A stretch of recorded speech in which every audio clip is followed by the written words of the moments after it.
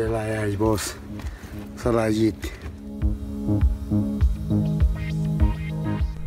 हम आज जा रहे हैं इस रास्ते से, इस पहाड़ के पीछे से वहाँ पर सलाजीत है, वो निकाल के हम ले रहे हैं इधर।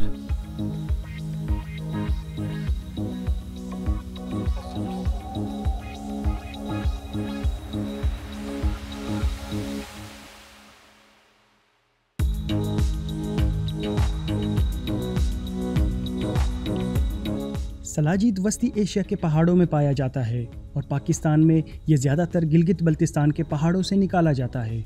सलाजीत बहुत सालों तक मुख्तलिफ पहाड़ों के गारों में मौजूद मादनियात और पौधों के मिक्सचर से बनता है, लेकिन इसको ढूंढने का अमल इतना आसान नहीं जितना समझा जाता है। और इसी की तलाश में मैं हुंजा अपने दोस्त नदीम के पास पहुंचा। अभी आप ये देखें, टॉप हमारा ये नज़र आ रहा है, इससे भी शायद आपको अंदाज़ा ना हो कि हम कहाँ खड़े हैं। अगर हम ये पीछे की तरफ आएंगे तो इतना हम अब तक आ चुके हैं।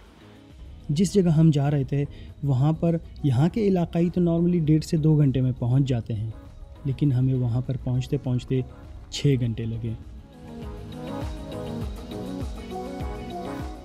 और जिस तरह नदीम आपको यहाँ पे नाचते हुए नज़र आ रहे हैं, मेरी हालत इसके बिल्कुल बरअक्स थी। और वजह ये थी, रास्ते में आते हैं ना, मुझे भी ऐसे फील देखे, आप उनकी टांगें देखें इतनी बड़ी ना, मेरी तो छोटी छोटी टांगें देखें, मुझे ऐसे फील होता है अच्छा मैं हर जगह जब उठ रहा हूँ ना तो हाथ ये पकड़ पकड़ के थोड़ा बहुत कर रहा हूँ, लेकिन मुझे इस तरह लगता है कि इनको लंबी टांगों की होने की वजह से ना थोड़ा एज हासिल है। अच्छा पहुँच गए वो, क्योंकि नदीम को रास्ते का पता था इसलिए हम हुंजा शहर से 3 घंटे पहले ही निकल चुके थे और सलाजीत ढूंढने वाले हमसे 3 घंटे बाद शहर से निकले, लेकिन वो मेन लोकेशन पर हमसे 1.5 घंटे पहले पहुंच चुके थे। हम तकरीबन अभी पहुंचने वाले हैं, हो सकता है 1-2 मिनट का रास्ता हो। अब थोड़ा फील हो रहा है कि आहिस्ता आहिस्ता हम मैं वो एनर्जी ख़त्म हो रही है, लेकिन खुशी इस बात की कि हम पहुंच गए तकरीबन जहां से ये लोग सलाजीत निकालते हैं बेसिकली। मेरा नाम गाज़ी करीम है, हमारा काम है सलाजीत निकालना इन पहाड़ों से। हम 15 साल से ये काम कर रहे हैं। पहले दूरबीन से देखते हैं वो गारों में, दूर से दूरबीन से भी वो नज़र आता है। जब नज़दीक जाते हैं तो उसका स्मेल आता है, उसी की वजह से इसका पता चलता है। फिर अगर उस तरफ नहीं होगा तो वो गार जिधर देखते हैं ऊपर से रस्सी से बस उस तार के अंदर जाते हैं। 4-5 बंदे होते हैं, बाकी एक का काम होता है किचन में काम करना, बाकी 4 बंदे जा रहे आगे।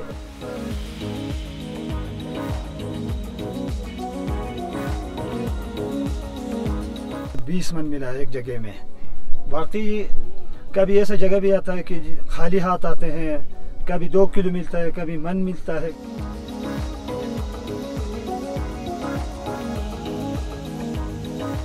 इसमें ये ख़तरात होते हैं कि रस्सी लगाते वक्त अगर कोई किसी बंदे ने वो पिटान सही नहीं लगाया है या और कुछ कोई सेफ्टी बेल्ट सही नहीं बांधा तो बंदा गिर जाता है। अगर पिटान सही नहीं लगाया तो वो रस्सी खुलता है उधर से।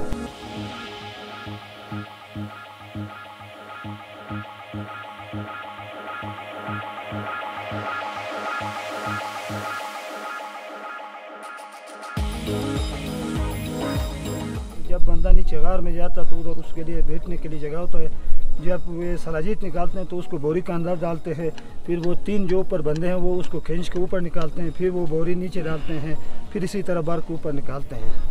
बहुत खुश होते हैं जब सलाजीत को देखते हैं तो बहुत खुश होते हैं। ऊपर जितने भी साथी हैं उनको आवाज़ देते हैं कि इधर सलाजीत मिल गया, हमें अल्लाह का शुक्र है। जब हमें ये सलाजीत मिलता है तो हम इसको कुछ नहीं करते हैं, बस इसी तरह ही ले जाके वो दुकानदार को बेच देते हैं।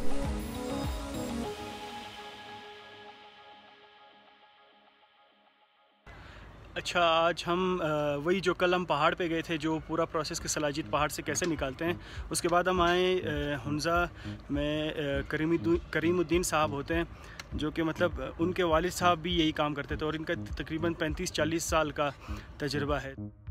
लेकिन इससे पहले हम उनकी अपनी एक पर्सनल कहानी सुनते हैं।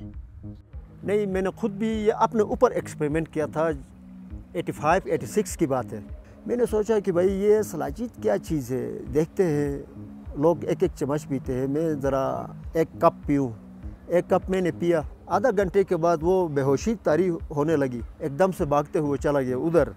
वहाँ पर डॉक्टर था तो उसको मैंने बोला कि 1 कप मैंने सलाजीत पिया था, बेहोश हो रहा हूँ। बस मैंने आपको ये बता, ऐसे में नीम मुर्दा बस बेहोश हो गया। वो उसने ड्रिप लगाया, 4 घंटे के बाद होश में आया तो उसने एक चमंटा मारा।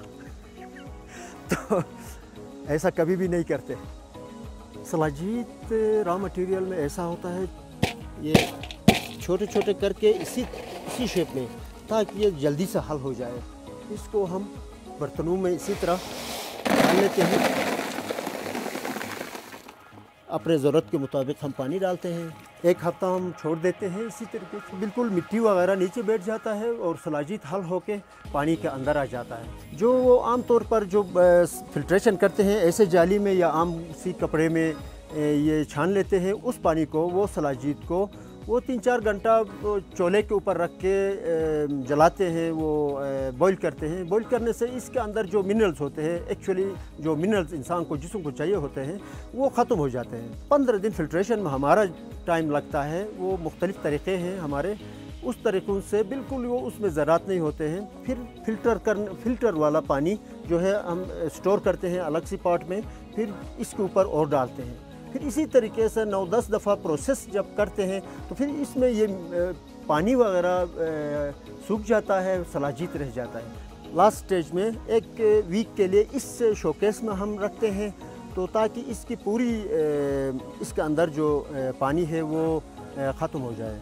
इसको लेके फिर पैकिंग, लास्ट स्टेज में पैकिंग करते हैं। ये इंसान के बॉडी को एक्टिव कर देता है।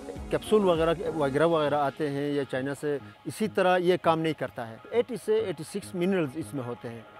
बाकी जो हम प्रोसेसिंग के दौरान जो इसके अंदर जो मुज़िर जो मिनरल्स होते हैं वो हम प्रोसेसिंग के दौरान हम निकाल लेते हैं। 1 ग्राम जो है, 1 ग्राम ये इसकी लिमिट है। या हम बताते हैं कि भाई ये सूखा चना होता है, वो चने के दाने के बराबर एक खुराक होता है बड़ूं के लिए। जो कोई 25 साल से कोई 35 साल 40 साल के दरमियान इस्तेमाल करे तो उसका भी आधा हिस्सा इस्तेमाल करें। जो ब्लड प्रेशर के अमराज जो होते हैं उनको इस्तेमाल नहीं करना चाहिए, क्योंकि ये ऑलरेडी ये जब बॉडी के अंदर ये 86 मिनरल्स जाते हैं तो ये बीपी ऑलरेडी थोड़ा सा हाई हो जाता है। तो उसमें या सीरियस जो हार्ट के पेशेंट होते हैं, सीरियस पेशेंट होते हैं, उनको हम नहीं देते हैं।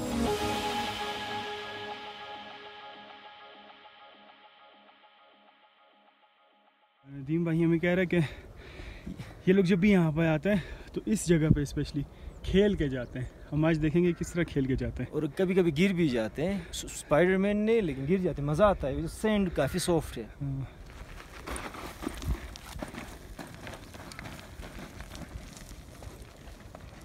ओए होए होए